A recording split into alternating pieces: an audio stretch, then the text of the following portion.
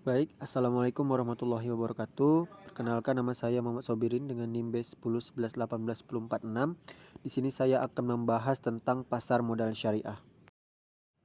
Yang pertama, kita akan membahas tentang landasan hukum pasar modal syariah. Landasan hukum pasar modal syariah yang pertama adalah Undang-Undang Pasar Modal.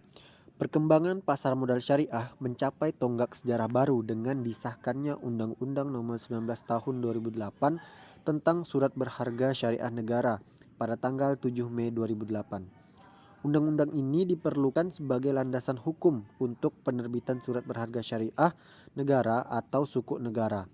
Pada tanggal 26 Agustus 2008, untuk pertama kalinya, pemerintah Indonesia menerbitkan SBSN seri IFR 0001 dan IFR 0002.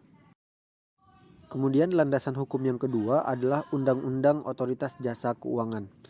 Bapepam LK selaku regulator pasar modal di Indonesia memiliki beberapa peraturan khusus terkait pasar modal syariah, yaitu sebagai berikut. Yang pertama adalah Peraturan Nomor 2K1 tentang kriteria dan penerbitan daftar efek syariah. Kemudian yang kedua, Peraturan Nomor 9A13 tentang penerbitan efek syariah. Kemudian yang ketiga adalah Peraturan Nomor 9A14 tentang akad-akad yang digunakan dalam penerbitan efek syariah. Kemudian landasan hukum yang ketiga yaitu Fatwa DSN MUI. Fatwa MUI adalah keputusan atau pendapat yang diberikan oleh MUI tentang suatu masalah kehidupan umat Islam, merujuk pada jenis dan hierarki peraturan perundang-undangan dalam Undang-Undang Nomor 12 Tahun 2011 tentang pembentukan peraturan perundang-undangan. Maka kedudukan fatwa MUI bukan merupakan suatu jenis peraturan perundang-undangan yang mempunyai kekuatan hukum mengikat. Fatwa MUI hanya mengikat dan ditaati oleh umat Islam yang merasa mempunyai ikatan terhadap MUI itu sendiri. Kemudian selanjutnya kita akan membahas tentang jenis-jenis surat berharga yang ada di pasar modal syariah. Yang pertama adalah saham syariah.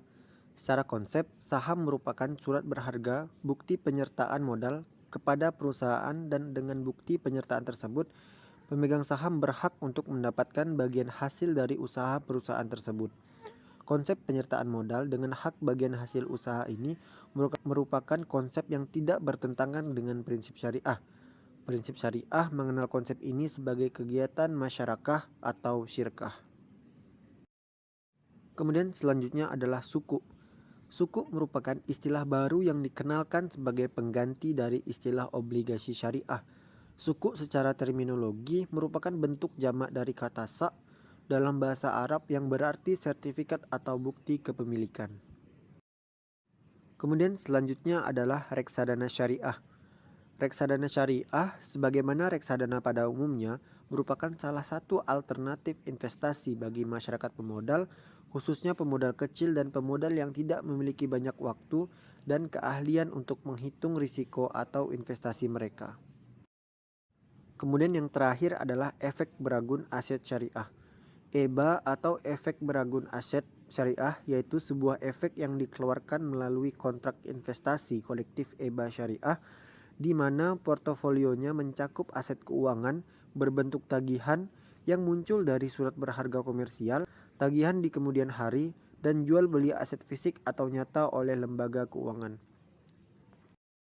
Kemudian yang ketiga, kita akan membahas tentang indeks saham syariah yang ada di Indonesia.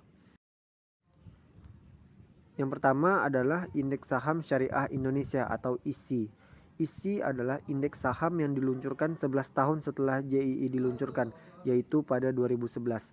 Tidak seperti JII yang hanya berisi 30 saham, ISI terdiri dari seluruh saham syariah yang tercatat di BEI serta masuk ke dalam daftar efek saham.